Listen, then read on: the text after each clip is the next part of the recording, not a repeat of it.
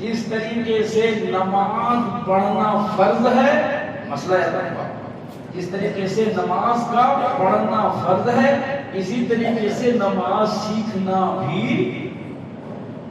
فرض ہوگا، فرض ہو جاتا ہے۔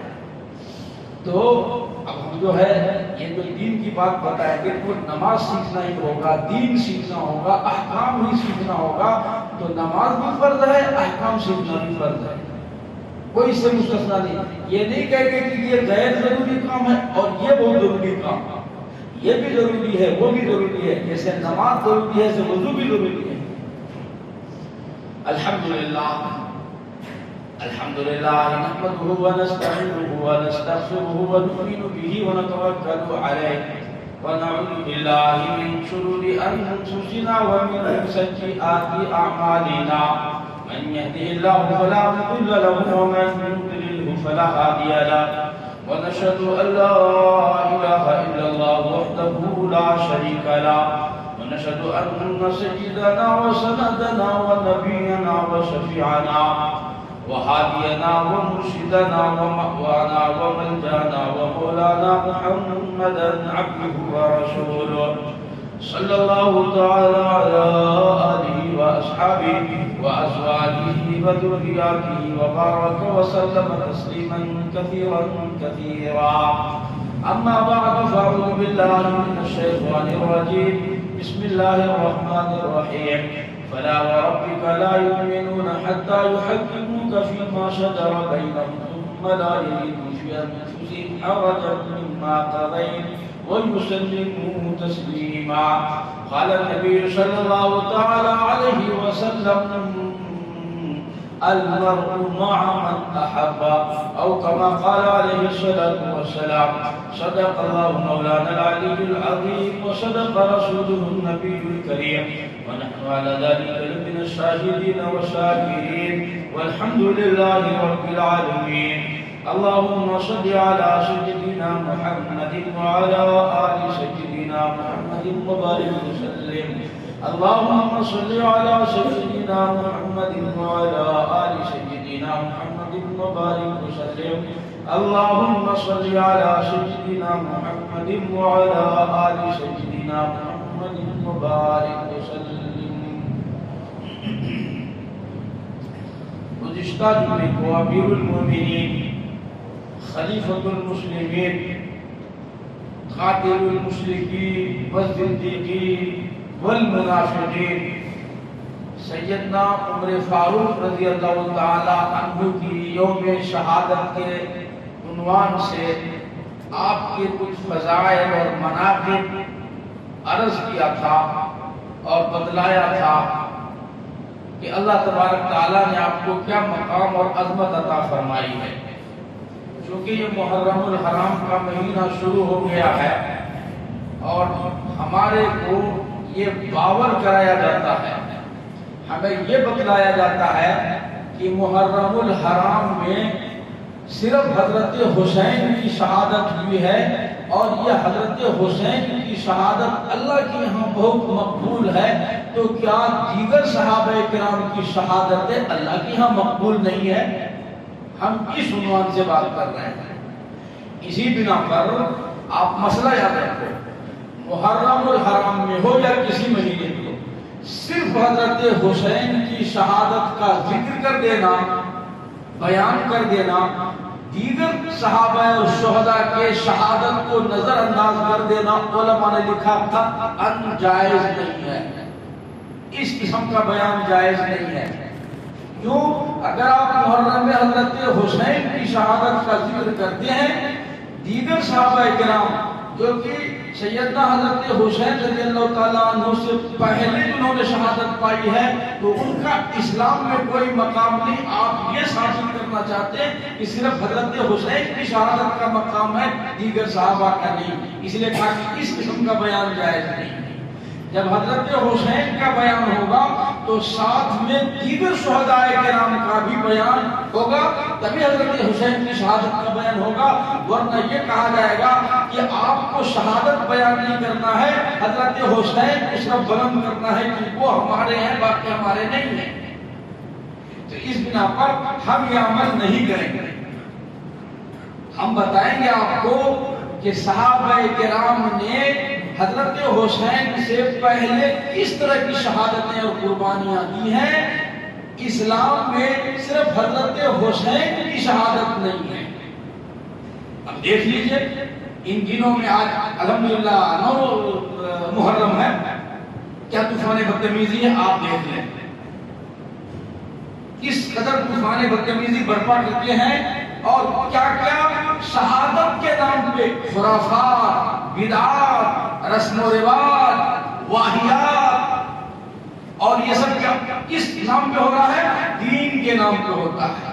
یہ دین ہے، یہ دین ہے، یہ دین ہے. تو ہمارا فریضہ بنتا ہے کہ ہم امت کے سامنے دین رکھیں گے.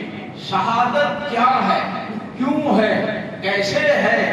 حضرت حسین کو شہادت کا جو جذبہ ملا وہ کہاں سے ملا ہے، کیسے ملا ہے. اسلام میں سب سے پہلی شہادت حضرت سمیہ رضی اللہ تعالی عنہا کی. سب سے پہلی خاتون جس کو ابو جہل نے چیر کے 2 ٹکڑے کر دیے ہیں، سب سے پہلے اسلام میں حضرت سمیہ نے اپنی شہادت پیش کی ہے. کیا حضرت سمیہ کی شہادت اللہ کے یہاں مقبول نہیں ہے؟ جو مسجد میں سارے لوگ نماز پڑھ رہے ہیں مسجد میں، اب اگر کوئی آئے پنکھا لا کر کے ہماری مسجد میں لگا دے تو وہ دکھائی دیتا ہے کہ بھائی اس پنکھے کی ہوا ہم کھا رہے ہیں، لیکن اس مسجد کی پہلی اینٹ جس نے رکھی اس کی کتنی بڑی قربانی ہے. اگر وہ پہلی اینٹ نہ رکھ دے تو آج یہ پنکھا یہاں پہ نہیں لگتا. اگر وہ پہلی اینٹ کی بنیاد اگر وہ اللہ کا بندہ نہ رکھتا تو آج اس مسجد میں اتنے پنکھے آپ کو دکھائی نہیں دیتے، اتنی لائٹیں آپ کو دکھائی نہیں دیتی، یا امام اور مؤذن اور یا مصلی آپ کو دکھائی نہیں دیتا. تو جو بنیاد رکھتا ہے تو اس کا مقام کتنا اونچا ہوگا. حضرت حسین رضی اللہ عنہ کی شہادت یقیناً بہت بڑی شہادت ہے اور بہت عظیم شہادت ہے، اس سے کسی کا انکار نہیں ہے. لیکن شہادت کی اینٹ جن لوگوں نے رکھی ہے ان کا کتنا اونچا مقام ہوگا. اسی لیے تاریخ اور مہینے کی مناسبت سے میں نے سیدنا عمر فاروق رضی اللہ تعالیٰ عنہ کی شہادت کا تذکرہ کیا تھا کہ عمر فاروق رضی اللہ تعالیٰ عنہ کی شہادت یہ کل محرم الحرام کی ہوئی، اور یہ کتنی بڑی ناانصافی ہوگی اس خطیب کے لیے، اس مسلمان کے لیے کہ محرم کا مہینہ آئے، حضرت حسین کی شہادت کو آپ بیان کریں، عمر فاروق کی شہادت کو نظر انداز آپ کر دیں. یقیناً انصاف پر یہ انصاف کا قتل ہوگا، ظلم ہوگا، ناانصافی ہوگی. کون عمر؟ میں نے وہ گزشتہ جمعے کو کچھ حالات بتائے تھے کہ وہ عمر جس کو اللہ کے رسول صلی اللہ علیہ وسلم نے مانگ کر کے لیا تھا، اور اندازہ لگائیں مانگنے والا اللہ کا رسول محمد الرسول اللہ صلی اللہ علیہ وسلم ہو اور دینے والا اللہ ہو، اور اللہ نے جو ذات آپ کو دی ہوگی اس کا کتنا اونچا مقام ہوگا. مانگنے والا پیغمبر ہو اور دینے والا اللہ ہو تو جو چیز اللہ نے عطا کی ہوگی، جو ذات عطا کی ہے، تو اس ذات کا اللہ کے یہاں کتنا اونچا مقام ہوگا. کیوں ان کی شہادت کو نظر انداز کر کے حضرت حسین کی شہادت کا تذکرہ کرنا کیا یہ حق ہوگا؟ بہت اونچی شے تھی. سیدنا عمر فاروق رضی اللہ تعالیٰ مانگ کر کے لیا تھا اللہ سے، اللہ عمر بن خطاب کو اس کے اسلام سے اسلام میں جمال پڑ جائے گی، اسلام کی شان ہو جائے گی، اسلام کو بلندی مل جائے گی. اللہ آپ عمر فاروق کو ہدایت دے دیجئے، ایمان کی دولت دے دیجئے. یہ اللہ کے نبی نے رو کر اللہ سے مانگا تھا اور اللہ نے عطا فرمایا تھا. اسی لیے میرے نبی نے فرمایا اگر نبوت کا دروازہ کھلا ہوتا، لو کان نبی لکان عمر، میرے بعد اگر نبوت کا دروازہ کھلا رہتا تو اللہ عمر فاروق کو نبی بناتا. یہ شان تھی سیدنا عمر فاروق رضی اللہ تعالی عنہ کی. اور آپ کو میں واقعات سناتا ہوں کہ عمر فاروق رضی اللہ تعالی عنہ وہ ذات ہے جس کی حمایت اللہ کرتا تھا. توجہ ہے بھائی؟ ہم اپنے بیٹے کی حمایت کریں گے، میرا بیٹا بڑا اچھا نیک ہے، شریف ہے، فرما بردار ہے، وفادار ہے، ہم تعریف اپنے باپ کی کریں گے، اپنے خاندان کی کریں گے، میرا خاندان یوں ہے. لیکن قربان جائیے، عمر فاروق وہ ہستی ہے جس کی حمایت اللہ کرتا تھا. یعنی جو رائے یہاں فرش پر عمر فاروق کی ہوتی تھی، وہی رائے، اس رائے کی حمایت اللہ پاک عمر فاروق بھی کرتے تھے. ہاں میری بھی یہی رائے ہے، جو عمر فاروق کی رائے فرش پر ہے وہ اللہ کی رائے عرش پر ہے. کیا شان ہے صاحب؟ آپ سوچ رہے ہوگے کہ ممبر پر بیٹھ کر کے حضرت پتہ نہیں کہاں سے بہکی بہکی باتیں کر رہے ہیں. نہیں، قرآن و حدیث کے دلائل، قرآن و حدیث سے دلائل آپ کو دوں گا میں. عمر فاروق وہ شان تھی کہ میں نے گزشتہ جو میں پہلے دہرانا نہیں چاہتا ہوں کہ عمر کہتے ہیں زندگی کو. جب عمر اس دنیا میں تشریف لائے، اسلام کو ایک نئی زندگی ملی. اور آپ کو پھر بتلاؤں گا میں کہ جب ایک محرم کو سیدنا عمر فاروق رضی اللہ تعالیٰ عنہ کا وصال ہوا اور شہادت ہوئی، اس دنیا سے رخصت ہوئے، تو اسلام میں پھر کس طریقے سے جو ہے کمزوری شروع ہوئی اور کس طریقے سے تنزلی شروع. جب تک عمر فاروق رہے اسلام کو سربلندی ملی. بعد میں لکھا 18 لاکھ مربع میل تک عمر فاروق کی حکومت تھی. 18 لاکھ مربع میل مانے رکھتا ہے صاحب. لیکن جیسے عمر فاروق کی شہادت ہوئی، اس کے بعد سے جو اسلام میں تنزلی شروع ہوئی، افراتفری ہوئی، وہ تو آپ دیکھ رہے ہیں. اسی شہادت کا نتیجہ کربلا پر پہنچا، وہیں سے شروع ہوا ہے. اس سے پہلے کسی کی ہمت نہیں تھی کہ اسلام میں کوئی انگلی اٹھائے. چنانچہ چند واقعات اللہ تبارک تعالیٰ نے قرآن مجید میں عمر فاروق کے نقل کیے ہیں. علماء نے لکھا کہ 17 آیتیں ہیں قرآن میں. کتنی بھائی؟ 17. یاد رکھیں گے آپ انشاءاللہ.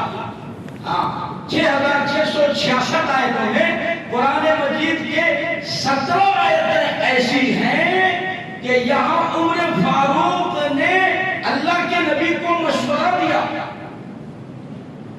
اے اللہ کے رسول مجھے یہ بالکل پسند نہیں ہے. اللہ کے رسول نے فرمایا عمر، ارے مجھے اللہ کی طرف سے کوئی حکم نہیں ملا ہے. تو عمر کی رائے ادھر آئی اور چند لمحے نہیں گزرے تھے، اللہ تبارک تعالیٰ نے آسمان سے وحی کے ذریعے وہی رائے قائم فرمائی کہ نہیں، عمر کی رائے بالکل درست ہے. چند ایک مثال آپ کو دے دوں تو بات سمجھ آ جائے گی انشاءاللہ. سیدنا عمر فاروق رضی اللہ تعالیٰ عنہ مسجد حرام میں تشریف لائے اور ان کے وقت آ کر کے آیا اللہ کے رسول صلی اللہ علیہ وسلم مجھے جو ہے 2 رکعت مقام ابراہیم پر نماز پڑھنے کو بڑا دل چاہتا ہے. مقام ابراہیم پر 2 رکعت نماز میرا دل بہت چاہتا ہے، اس لیے آپ مجھے اجازت دے دے میں مقام ابراہیم میں 2 رکعت نماز ادا کروں. آپ صلی اللہ علیہ وسلم نے فرمایا عمر مجھے اللہ کی طرف سے ایسا حکم نہیں ملا. کہ اللہ کے رسول پر میرا دل بہت چاہ رہا ہے، میرا دل بہت چاہتا ہے. آپ نے فرمایا کہ نہیں بھائی مجھے اجازت نہیں ملی ہے. اب جب اجازت نہیں ہے پڑھنے کی، اللہ کی طرف سے حکم نہیں ہے، عمر فاروق وہاں سے چلے گئے. مسجد حرام کے دروازے تک، گیٹ تک ابھی نہیں پہنچے تھے، جبریل امین قرآن لے کر کے نازل ہو گئے. جبریل امین پیغام لے کر کے آ گئے. اللہ کا 84 پارہ میں جبریل امین نے قرآن لا کر کے اللہ کے نبی صلی اللہ علیہ وسلم کو دیا اور یوں فرمایا کہ من مقام ابراہیم مصلی، کہ اے میرے پیغمبر آپ مقام ابراہیم پر اپنی مصلی بچھا کر کے آپ وہاں 2 رکعت نماز ادا کریں. چنانچہ وہ آج تک سیدنا عمر فاروق رضی اللہ تعالیٰ عنہ کا وہ مشورہ کہ جو حاجی طواف کرے، طواف کرنے کے بعد 7 چکر لگائے، 7 چکر لگانے کے بعد مقام ابراہیم پر وہ جو ہے واجب الطواف کے نام پر جب تک 2 رکعت نماز ادا وہاں نہ کرے اس کا طواف مقبول نہیں ہوگا. من مقام ابراہیم مصلی، مقام ابراہیم کو مصلی بچھا کر کے آپ نماز ادا کیجئے 2 رکعت. اس کو اللہ نے امت پر واجب الطواف کے نام سے یہ نماز واجب کر دیا ہے. ہر حاجی کو کرنا پڑتا ہے، ہر طواف کرنے والے کو کرنا پڑتا ہے. بغیر 2 رکعت ادا کیے آپ کا طواف مکمل نہیں ہوگا، واجب ہے وہ نماز. یہ عمر فاروق کا مشورہ، جو مشورہ عمر فاروق نے فرش کر دیا بالکل وہی حمایت میں اللہ نے قرآن نازل فرما دیا. حمایت، سبحان اللہ. سیدنا عمر فاروق رضی اللہ تعالی عنہ نے دیکھا کہ اسلام میں ابھی پردے کے احکام نازل نہیں ہوئے. پردہ تو مومن عورتیں اور باندیاں، تو زمانے میں خرید و فروخت ہوتی تھی باندیاں، تو مومن عورتوں میں اور باندیوں میں کوئی فرق نہیں تھا. اچھا یہ آوارہ نوجوان بدماش قسم کے، نالائق قسم کے جو لوگ ہوتے تھے، روڈوں میں پھرنے والے، عورتوں کو گھورنے والے، تاکنے والے، بے حیائی اور بدنظری کرنے والے، یہ جو ہے باندیوں کو بھی اسی طرح ترکتے اور ام المومنین حضور کے گھر والوں کو بھی اور مسلمان عورتوں کو بھی اسی طرح ترکتے. کیونکہ فرق نہیں محسوس ہوتا تھا تو عمر فاروق کو بے چینی شروع ہو گئی، بے چینی شروع ہو گئی کہ جو ہے لونڈیوں کو، باندیوں کو جس طریقے سے یہ تاک کریں اسی طریقے سے مسلمان عورتوں کو بھی اور ازواج مطہرات کو بھی دربار رسالت میں آئے حاضر ہوئے. عرض کرنے لگے یا رسول اللہ صلی اللہ علیہ وسلم میرا دل چاہتا ہے آپ ان مسلمان عورتوں کو، بچیوں کو، نوجوانوں کو، مومنوں کو، ازواج مطہرات کو حکم دے دیں جب بھی یہ گھر سے باہر نکلے پیشاب کے لیے، ضرورت کے لیے، قضاء حاجت کے لیے ایک موٹی چادر ڈال کر باہر نکلا کریں تاکہ یہ بدماش عورت، بدماش مردوں کی نگاہیں ان پر نہ پڑے اور یہ باندیوں سے الگ دکھائی دیں. یہ مومن لڑکیاں ہیں، یہ مسلمان عورتیں، یہ ازواج مطہرات ہیں تاکہ ان کی نگاہیں نیچے جھک جائے ورنہ عمر کا درہ ان سے انتقام لے گا. اس وجہ سے میری یہ رائے ہے ان کو کہے کہ موٹی چادر ڈال کر گھر سے باہر نکلا کریں. امام الانبیاء محبوب کبریا حضرت محمد مصطفیٰ صلی اللہ تعالی علیہ وسلم نے فرمایا عمر مجھے اللہ پاک کی طرف سے ایسا کوئی حکم نہیں ملا، مجھے ایسا کوئی پیغام نہیں ملا. رب ذوالجلال کی قسم گفتگو چل رہی تھی، جبریل امین تشریف لائے، قرآن کریم کی آیت لے کر نازل ہو گئے. یا ایھا النبی قل لازواجک وبناتک ونساء المؤمنین یدنین علیہن من جلابیبہن. او میرے پیغمبر، او میرے محبوب، او میرے نبی، یا ایھا النبی قل لازواجک، میں پروردگار عمر کی حمایت کرتا ہوں، عمر کی تعریف کرتا ہوں، آپ اپنی ازواج کو کہہ دیجئے قل لازواجک وبناتک، آپ اپنی بیٹیوں سے کہہ دیں، فاطمہ سے کہیں، رقیہ سے کہہ دیں، ام کلثوم سے کہیں، زینب کو حکم دے دیں وبناتک ونساء المؤمنین، تمام مومنین عورتوں کو یہ حکم دے دیں من جلابیبہن، وہ موٹی چادر ڈال کر گوشہ پردہ کر کے گھر سے ضرورت کے لیے باہر نکلا کریں، یوں بے پردہ باہر نہ نکلے.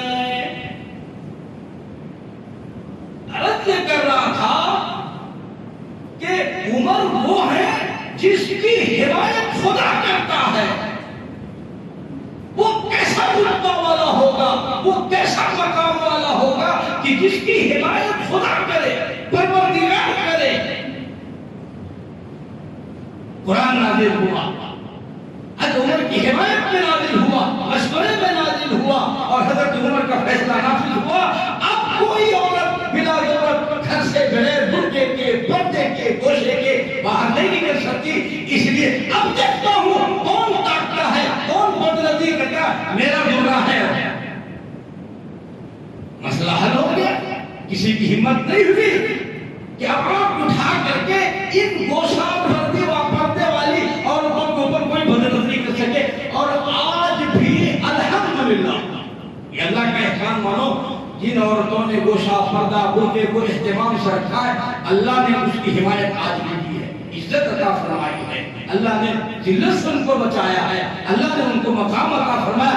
اور جو خود ہی اپنا پردہ اتارتی ہے، الامان والحفیظ، دیکھ لو آج بھی دنیا میں 1400 سال کے بعد بھی اللہ وہ مقام عطا فرمایا ہے، گوشے پردے والی عورتوں کی شان عطا فرمائی ہے، اللہ نے انہیں عزت کی زندگی عطا فرمائی ہے۔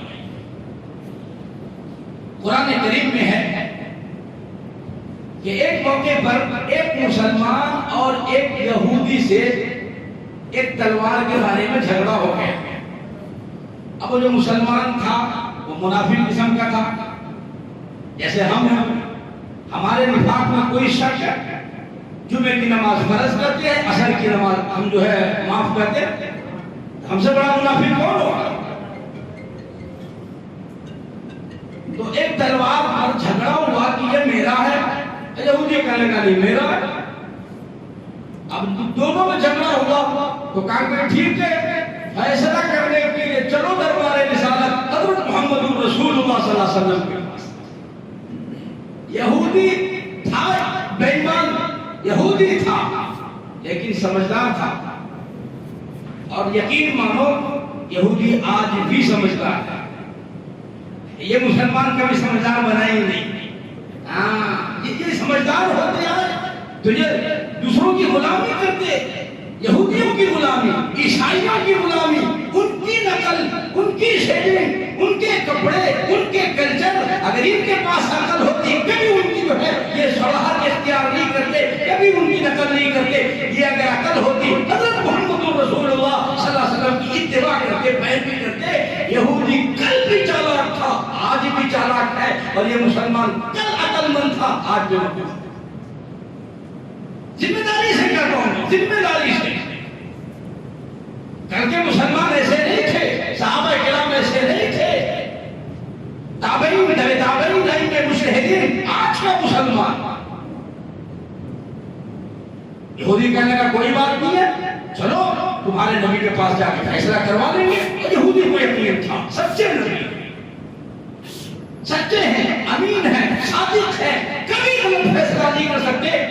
یہودی کو یقین تھا، دربار رسالت میں آئے، یا رسول اللہ صلی اللہ علیہ وسلم ہمارا یہ جھگڑا ہے۔ آپ صلی اللہ علیہ وسلم نے حالات معلوم کیے، گواہوں کو بلایا، دیکھا، محسوس کیا، فیصلہ فرمایا، نہیں بھئی یہ تلوار تو یہودی کی تیری نہیں، فیصلہ فرمایا۔ یہودی کہنے کا دیکھو میں بتا رہا تھا کہ اللہ کے نبی صلی اللہ علیہ وسلم تمہارے ہیں وہ، لیکن وہ سچے ہیں، صادق ہیں، امین ہیں، ہمیں یقین تھا وہ صحیح فیصلہ کرنا ہے، صحیح فیصلہ کرنا ہے۔ منافق کہنے لگا نہیں میں نہیں مانتا، منافق کہنے لگا میں نہیں مانتا، ایک کام کرو عمر فاروق کے پاس چلو، وہاں فیصلہ کروائیں گے۔ عمر فاروق کس کے پاس چلو؟ فاروق کے پاس چلو، عمر فاروق، اور اسے پتا تھا عمر فاروق کے بارے میں کیا قرآن کیا کہتا ہے عمر فاروق کے بارے میں، فرمایا اشداء علی الکفار، عمر فاروق کفار پر بڑے سخت ہیں، اشداء علی الکفار رحماء بینہم، مسلمانوں کے لیے بڑے رحم دل ہیں، تراہم رکعا سجدا، یہ مسلمانوں کی نشانی ہے، کبھی یہ رکوع کرتی ہے، کبھی یہ سجدہ کرتی ہے، اللہ کی حضور ہر وقت رکوع سجدے میں مشغول ہوتی ہے، اس لیے یہ فیصلہ میں نہیں مانتا، عمر فاروق سے چلو ہم فیصلہ کروائیں گے۔ اسے یقین تھا یہ کافروں پر بھاری پڑیں گے اور ہم مسلمان کے حق میں عمر فاروق فیصلہ کریں گے۔ منافق ہے نا، دو رخا، ایک طرف نفاق چھپا کے رکھا اور ایک طرف اپنے آپ کو مسلمان بھی کہہ رہا ہے. ہائے ہائے ہائے رحماء بینہم، عمر فاروق ہمارے حق میں بڑے رحم دل ہیں اور تمہارے حق میں بڑے سخت ہیں. چلو اسے پتا تھا کہ مسلمان کسی قیمت پر بھی اللہ کے رسول صلی اللہ علیہ وسلم کے فیصلے کا انکار نہیں کر سکتا ہے. اس نے کہا عمر فاروق نہیں، سارے مسلمان کے پاس چلو، کہیں چلو، میں فیصلے کرانے کے لیے تمہارے جو ہے کسی کے پاس جانے کے لیے تیار. چلے گئے دربار میں عمر فاروق رضی اللہ تعالی عنہ کی، اور کہا وہ منافق جا کے خوشامد کرنے لگا. جی آپ دیکھ رہے ہیں نا اللہ نے آپ کا جو ہے صحابہ کا کیا شان بڑا بیان فرمایا ہے. رحماء بینہم اشداء والکفار رحماء بینہم، ارے آپ ہمارے ہیں، ہم آپ کے ہیں. دیکھیں یہ تلوار میری ہے اور یہ جو ہے بندہ نہیں مان رہا ہے اور جو ہے یہ زبردستی کر رہا ہے. آپ فیصلہ کر دیجئے یہ تلوار میری اور آپ مجھے دلا دیجئے. آپ ہمارے ہو، ہم آپ کے ہیں، ہم مسلمان ہیں. یہ یہودی کہنے لگا کہ جی ٹھیک ہے ہمیں آپ کا فیصلہ منظور ہے، لیکن پہلے فیصلہ سے پہلے ایک بات سن لو. یہودی چپکے سے جا کے کان میں کہہ دیا آپ کو جو فیصلہ کرنا ہے کر لو، لیکن ایک بات یاد رکھو آپ کے نبی محمد صلی اللہ علیہ وسلم نے اس تلوار کا فیصلہ میرے حق میں کر دیا. چپکے آہستہ سے جا کے کان میں کہہ دیا. ہوشیار ہوتا ہے سامنے بولیں گے تو آبجیکشن ہوگا نا. عمر فاروق نے کہا کہ بھائی واقعی یہ فیصلہ جو ہے حضور نے کر دیا ہے. مسلمان سے پوچھا کہ جی ہاں، اور اس کے حق میں کیا کہ جی ہاں اس کے حق میں کیا، لیکن میں حضور کا فیصلہ نہیں مانتا. اللہ اکبر. الفاظ توجہ کرو، کیا الفاظ تھے بھائی؟ میں نبی کا فیصلہ نہیں مانتا، یہ ہے الفاظ نہیں مانتا. اب نہیں مانتا کا مطلب کیا ہوا؟ نہیں مانتا کا مطلب کیا ہوا بھائی؟ مسلمان. توجہ ہے آپ کا؟ میں نبی کا فیصلہ نہیں مانتا. نہیں مانتا بولنے والا مسلمان نہیں ہوتا، نہیں ہوتا. امیر المومنین سیدنا عمر فاروق رضی اللہ تعالیٰ عنہ فرمانے لگے ٹھیک ہے تجھے نبی کا فیصلہ منظور نہیں ہے، میں فیصلہ کر دیتا ہوں. ٹھہرو صاحب تشریف رکھو ادھر، میں فیصلہ کر رہا ہوں. عمر فاروق اندر گئے. یہ سوچا بیچارہ چلو میری بات بن گئی، دال مل گئی، سمجھ میں بات آ گئی ہے.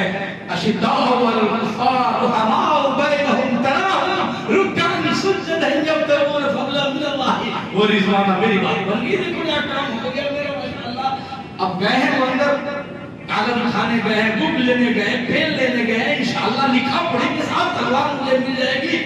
اندر سے عمر فاروق رضی اللہ تعالیٰ عنہ تلوار لے کر کے آئے اور آنے کے بعد اس منافق کے گردن پر ماری، دو ٹکڑے کر. فرمایا جس کو نبی کا فیصلہ منظور نہیں ہے عمر کے سامنے اس کا یہی فیصلہ ہے. جس کو نبی کا فیصلہ منظور نہیں عمر کے لیے یہی فیصلہ ہے. یہ تو منافق لوگ ہوتے ہیں نا، یہ واقعی آپس میں ان کی ایک جماعت ہوتی ہے، ٹیم ہوتی ہے، ان کا ایک گروہ ہوتا ہے اور آپس میں ان کا جو ہے بڑا گٹھ جوڑ ہوتا ہے.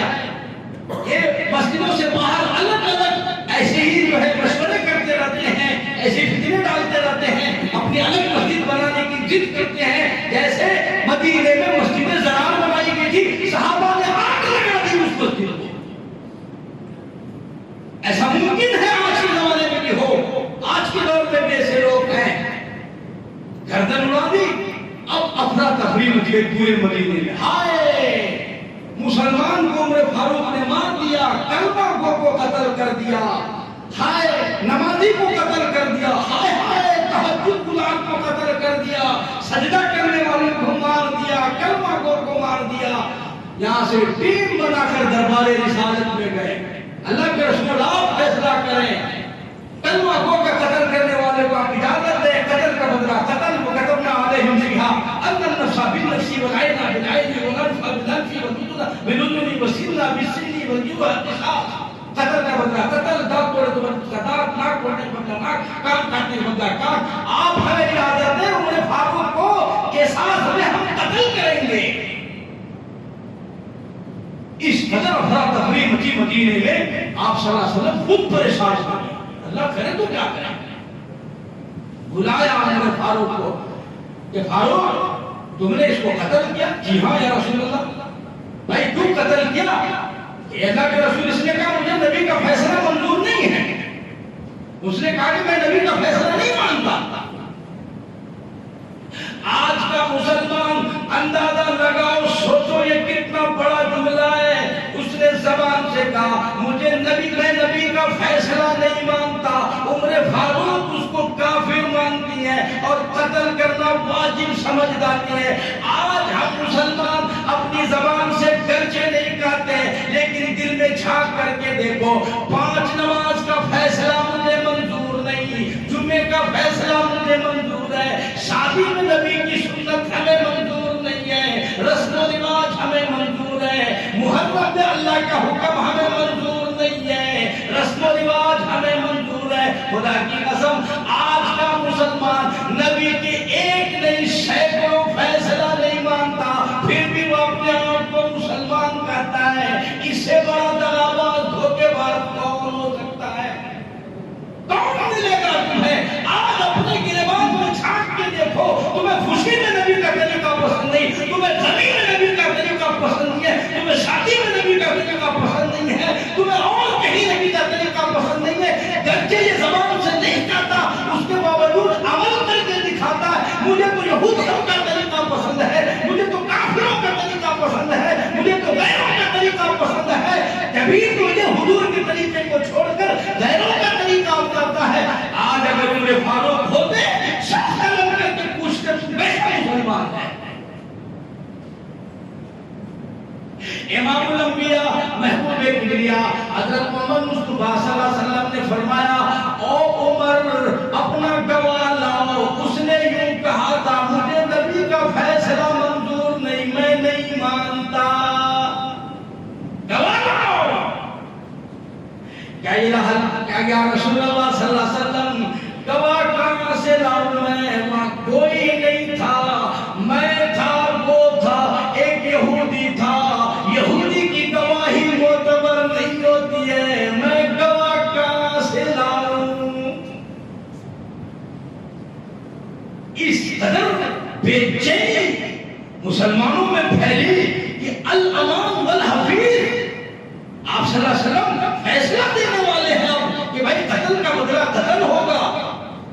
अब वो मुनाफिक है, वो मुसलमान है, वो काफिर है या जो कुछ भी है, उसका फैसला तो खुदा करेगा।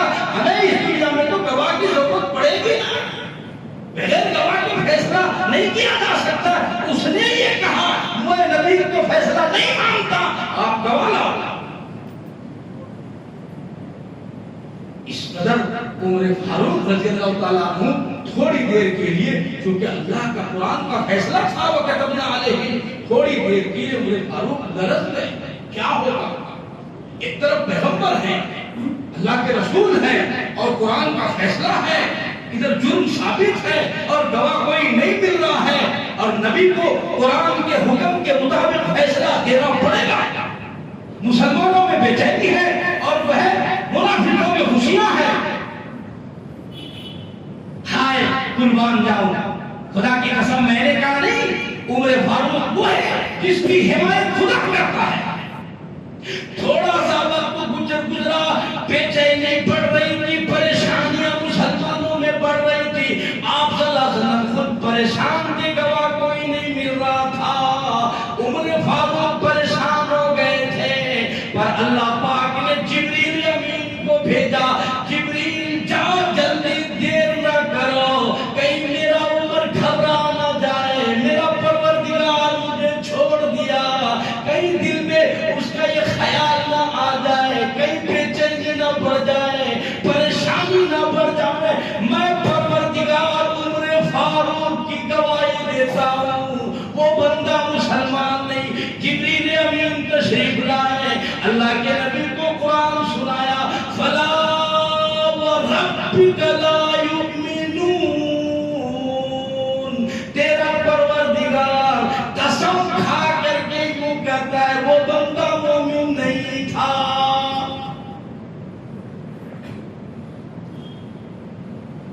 گواہی کس نے دی؟ اللہ نے.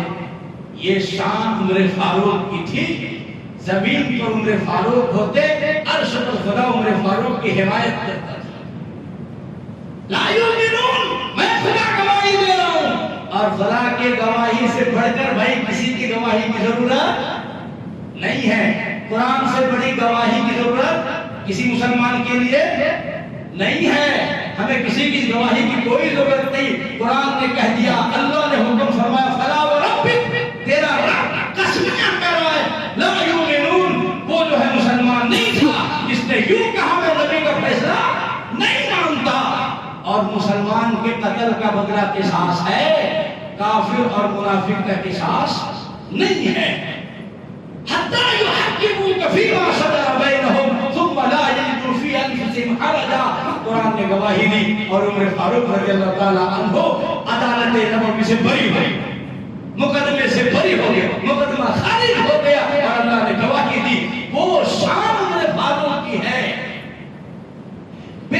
یہ تو جو 4 آیتوں کو میں نے تذکرہ کیا ہے 17 مقامات ہیں.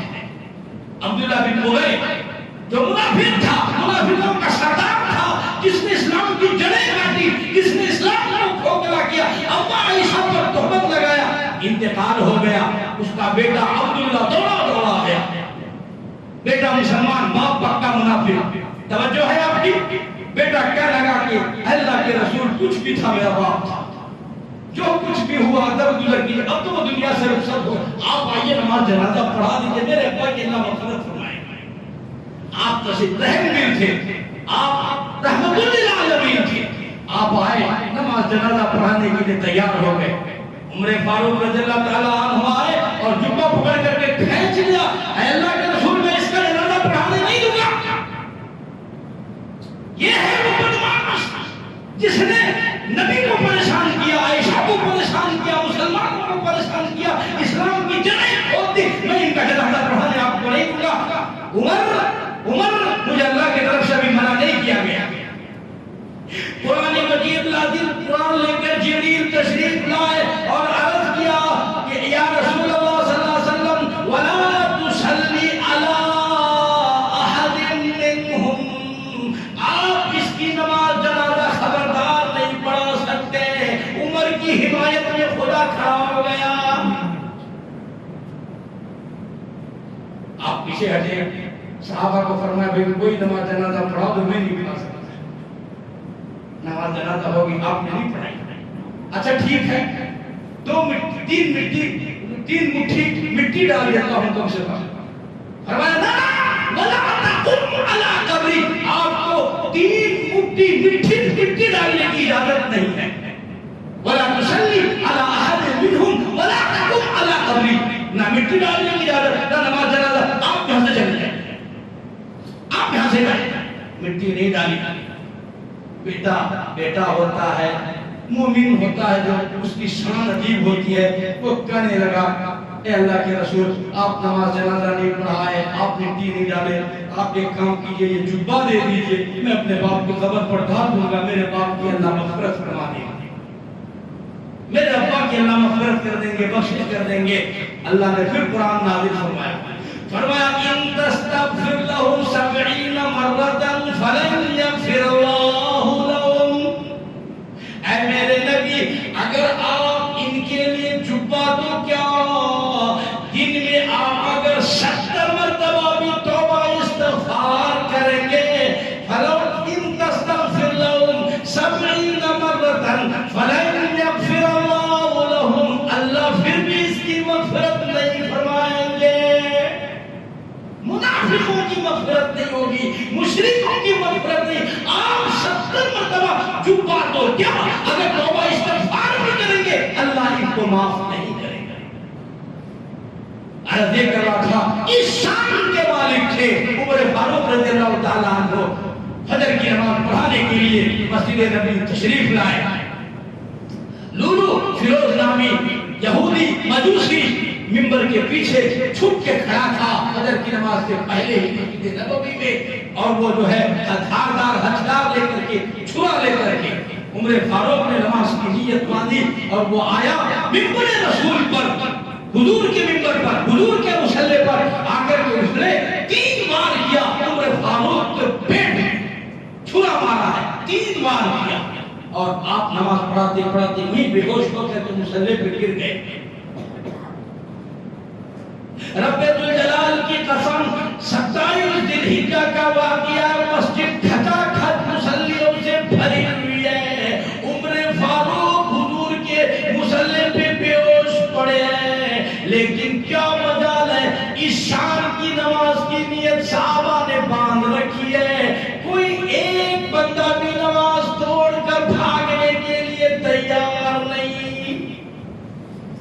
یہ ظالم مسجد بھری ہوئی تھی، بھاگنے کے لیے صفوں کو چیرتا گیا، چاقو اور چھرا مارتا گیا، 13 صحابی کو انہوں نے زخمی کیا، اور جان بچانے کے لیے وہاں سے بھاگ کھڑا ہوا۔ صحابہ کرام میں سے دوسرے صحابی منبر رسول پر تشریف لائے، مصلی پر جہاں سے نماز عمر فاروق نے چھوڑی تھی، نماز مکمل کر کے سلام پھیر کر کے پھر جا کر اس کو گرفتار کیا۔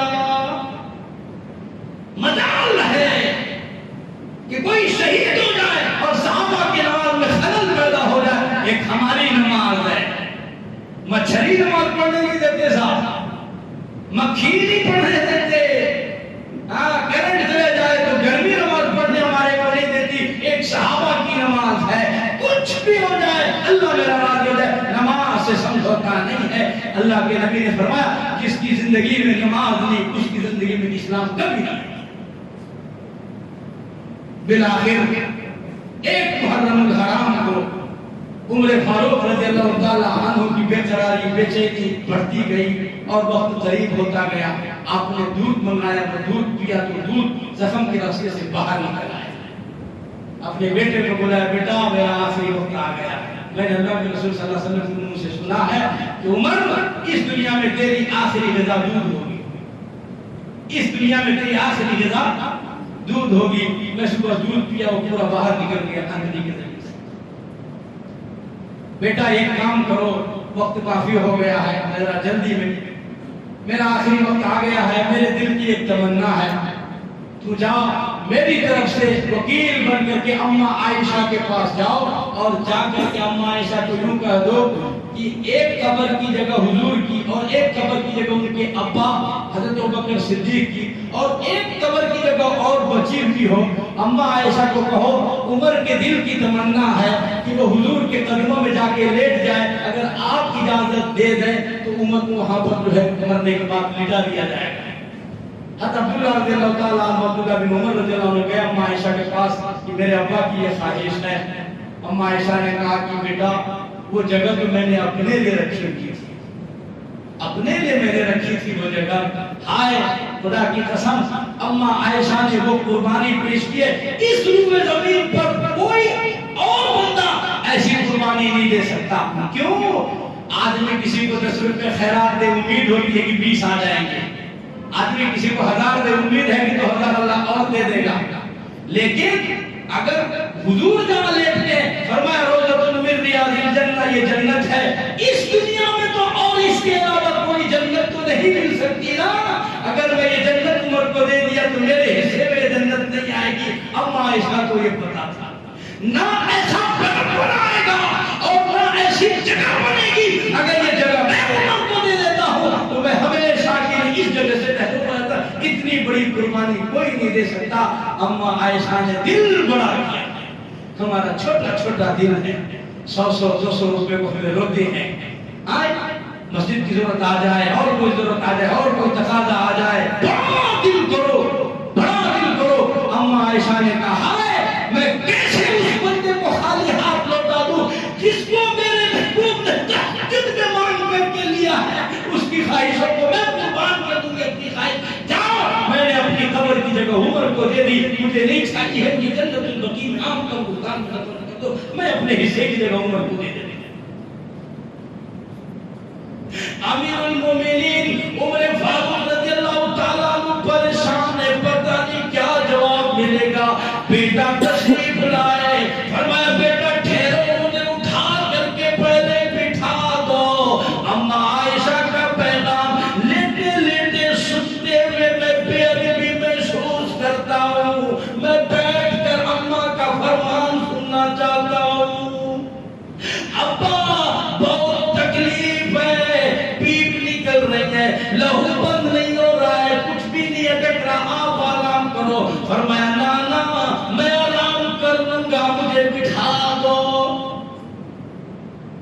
آپ بیٹھ گئے، کیا پیغام ہے کہ اماں نے وہ جگہ آپ کو دے دی۔ ہائے اتنا بڑا احسان اس امت میں کسی نے کسی پر نہیں کیا۔ فرمایا کہ بیٹا یاد رکھو، جب میرا انتقال ہو جائے، وصیت گھر والوں بیٹے سب سنو، جب میرا انتقال ہو جائے، جب تم مجھے نہلا چکو، غسل دے چکو، نماز جنازہ پڑھا چکو، کفن دے چکو، نماز جنازہ پڑھا چکو، دفن کرنے سے پہلے پھر مجھے حجرے عائشہ کے باہر رکھ دینا۔ اس کے بعد پھر یوں کہنا اماں اگر اجازت ہے تو ہم دفن کر دیتے ہیں، نہیں تو بیٹا اگر منع کر دے تو عام قبرستان جنت البقیع میں دفن کر دینا، تاکہ دنیا والے یوں نہ کہیں کہ امیر المومنین بادشاہ تھا، امیر المومنین تھا، حکومت تھی، حکومت کے دباؤ سے وہ جگہ حاصل کر لیا، زبردستی منوا لیا ہے، گھوڑے کے بلبوتے پر، طاقت کے بلبوتے پر جگہ حاصل کی ہے۔ جب میں مر جاؤں گا نہ میں رہوں گا، نہ میری حکومت رہے گی، نہ میرے اندر جان رہے گی، نہ میری شان رہے گی، میرا کچھ نہیں چلے گا، میں بے بس رہوں گا، پڑا رہوں گا۔ تم میرا وکیل بن کر پھر اماں سے اجازت مانگنا، اجازت دے تو دفن کر دینا، ورنہ جنت البقیع میں مجھے عام قبرستان عام مسلمانوں کے ساتھ دفن کر دینا۔ اماں عائشہ رونے لگ گئی، عمر تیرا اتنا بڑا احسان ہے مجھ پر کہ میں یہ قیمت دے کر آپ کا احسان نہیں چکا سکتی۔ آؤ مرحبا، سبحان اللہ، خوشی خوشی خوش آمدید، آپ آ کر یہاں تشریف لائیں۔ پھر اجازت ملی اور حضور کے قدموں میں عمر فاروق کو لٹا دیا گیا۔ توجہ کیجئے گا، جب عمر فاروق لیٹ گئے، اماں عائشہ نے کبھی کبھی حجرے کا زیارت نہیں کی۔ کسی نے پوچھا اماں عائشہ آپ ہمیشہ اس حجرے میں جاتے تھے اور زیارت کرتے تھے اللہ کے رسول صلی اللہ علیہ وسلم نے اپنے ابا کی، جب سے عمر فاروق کو یہاں دفن کیا آپ کبھی حجرے میں تشریف نہیں لے گئے۔ فرمانے لگ گئی بیٹا بتلاؤں میں، میرے نبی میرے شوہر تھے، وہ محرم تھے، جب میرے ابا کی جو قبر بنی وہ میرے ابا تھے، وہ بھی میرے محرم تھے، تو میں بلا تکلف جاتی تھی کیونکہ وہ میرے محرم تھے، میں اس لیے آتی تھی جاتی تھی، دعا سلام درود جو کچھ مجھ سے ہوتا تھا میں زیارت کرتی تھی۔ لیکن عمر فاروق جب سے آئے ہیں وہ میرے نام محرم ہیں، اب عمر فاروق کے ہوتے ہو جاتے مجھے شرم آتی، اس لیے میں نہیں جاتی۔ آج تکلیف ہوگی آپ کو اگر میں اس پر تبصرہ کروں کہ آج کی عورتیں ان قبروں پہ جاتی ہے جو ان کے رشتہ دار نہیں ہے، آج قبروں میں جا کر، قبروں میں عورتیں، قبروں میں جمعہ، قبروں میں سجدہ، قبروں میں قوالی، قبروں میں ناچ، قبروں میں گانا، یہ کیا ہے؟ یہ اماں عائشہ کہہ رہی ہے کہ غیر محرم کے ہوتے ہوئے مجھے وہاں جاتے میں شرم آتی ہے، یہ اماں عائشہ کی بیٹیاں ان کو شرم نہیں آتی ہے اور پھر بھی یہ مسلمان ہے۔ اللہ اکبر، حضور کی مراد ایک محرم الحرام کو اس دنیا سے رخصت ہو گئے، اس کے بعد جنت ریاض الجنہ میں ہمیشہ ہمیشہ کے لیے سو گئے، اور جو ہے اس امت کو پیغام دے کر کے گئے، ان کا بہت اونچا مقام ہے۔ اس بنا پر محرم میں عمر فاروق کی شہادت کو درگزر کر کے کسی کی شہادت کا بیان کرنا قطعاً جائز نہیں ہوگا۔ اللہ پاک ہمیں عبرت نصیب فرمائے، موجت نصیب فرمائے، اور حضرات شہداء کرام کو اللہ کروڑوں رحمت اور برکتیں نازل فرمائے، جنہوں نے اس دین کی خاطر اپنے جسم کی خون کا ایک قطرہ بہایا۔ اللہ ان کو جنت الفردوس اعلیٰ مقام سے فرمائے، آمین۔ باخر دعوانا الحمدللہ رب العالمین۔